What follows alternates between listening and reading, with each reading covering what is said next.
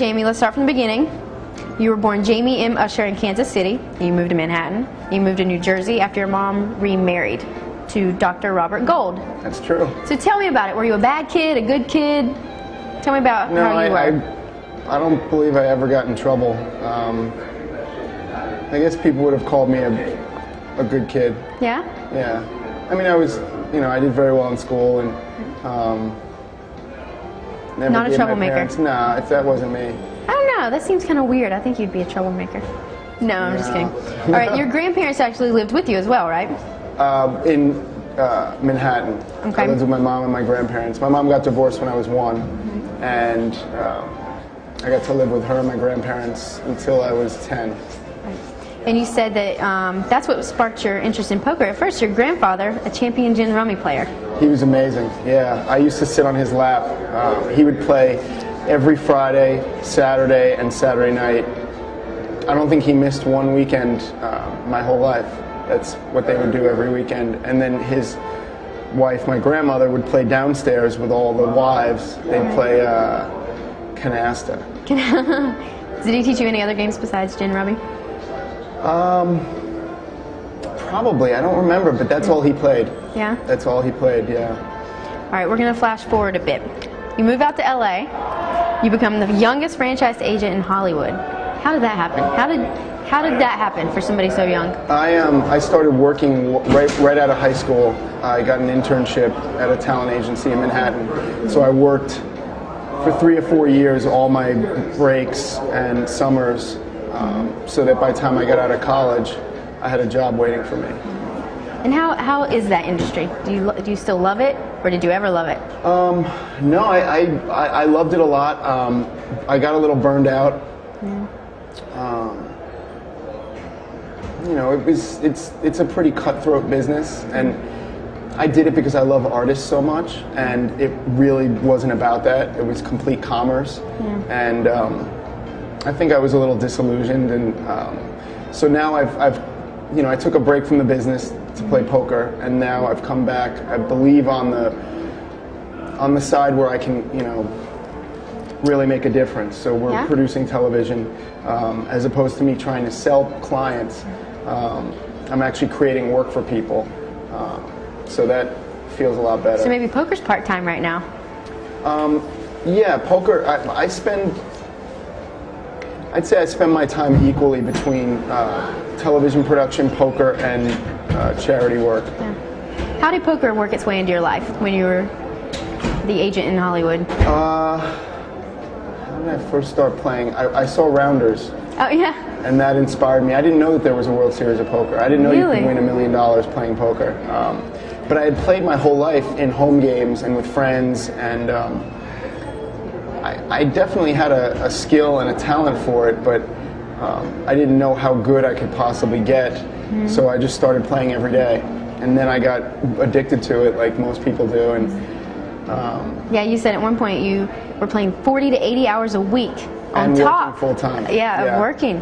Yeah, I wasn't sleeping a lot. Were you stressed? I would work. I think I was stressed because I wanted to be such a better player, and I knew that I wasn't. So that bothered me. That I felt like, I just wasn't getting it. There was about a year where I just wasn't getting any better. And then all of a sudden everything changed for me. I don't know what it was exactly, but things just kind of, I think I just really understood everything that I didn't know. And once you know what you don't know, you can go and figure it out. So now I'm on a path for the rest of my life to figure out all the things that I don't know. Did you have someone help you during that time? Was it all you? No, God, no. I had several people help me. Johnny Chan inspired me a lot. But that's not where I learned how to play poker. I learned mainly from a few friends of mine. This friend of mine who was a professional for a while, who used to be a professional football player, Jeff Grau, and he's now quit to become a cop. Which weird. Which is a little different. But I think he got burned out on it. He was one of those guys at home that would play 6 screens at once, and I think he just had enough. But I learned a lot from him, and I think I learned the most from my friend Eric Strozer, who we would just talk about every hand after we played, and after every tournament. And I think talking it out really helps a lot. Of course, was he on the same level as you? He was a much better, and still is a much better cash game player than I was, but he didn't play tournaments at all. Right. So, you know, he could be, but but he understands the game really well. And I think that, you know, we were on equal levels based on an understanding of the game. But he was a much better cash game player than I was. I just had a little more success in tournaments, I guess. I know you'd played a few tournaments prior, but what made you decide to buy into that 2006 main event? I actually played more than a few. I played. Oh, actually, yeah, you cashed a bunch in LA, right? Oh yeah, I won about 6 of those little weekly hustler tournaments. Yeah. I won a couple here at the Commerce. I won a decent sized one, I think for about 50-something thousand at the Bicycle. And you know, 4 or 5 years ago when we first started, that was a lot of money. Of course, it was a lot of money to me. Yeah, so to win in a poker tournament, you know, especially when you're first starting, to take first place in any tournament that has whatever it had, 1,000 people or whatever, it's not an easy thing. But then I started winning a lot, and that's what got me to feel like, all right, I'm ready. I never wanted to play until I felt like I could win the main event. That's why I skipped maybe my first 3 years playing poker. I didn't even play. I didn't feel like I was ready to play at the World Series. I just knew I wasn't as good as the other players. Yeah, well, is there anything left to say about that run that you haven't already said in another interview? It seems like everybody else has opinions about it. Yeah? But I'm not sure. I think it was the best I've ever played. Yeah? Every day or just final table day? No, the whole time? I think I played my best on the first day. Yeah? I mean, I could have been out the first day. I thought I made a pretty great call with bottom set when there was a straight and a flush on the board. 1 card straight and a flush on the board. And you know, raise, re-raise before the flop. So it just felt, and there was ace, king, queen on the board, and it just felt like somebody had to have aces, kings, queens, jacks, which would have made a straight. And I don't know, somehow I just figured out that the guy was bluffing when he called the clock on me. He just looked so upset. And usually if you have the goods, you just don't call clocks on people. Well, you know? So it seemed like that seemed to be my best play of the whole tournament. And that got me from 50 to 100,000 on the first day. And then and don't you think when you make plays like that, it makes your confidence this much bigger?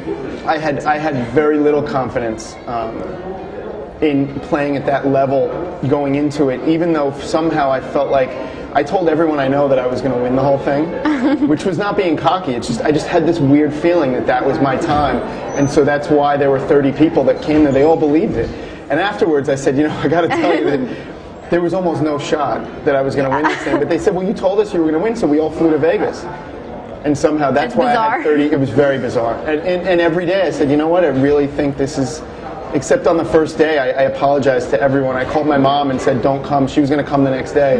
I was down to, I think, 3,000 chips on the first day at the dinner break. Really? And I was playing, Dean Cain and I were both playing with Bodog. And it was his 40th birthday that day, and he had about 3,000 chips, and we'd celebrate. It was just him and I. We had dinner for his birthday.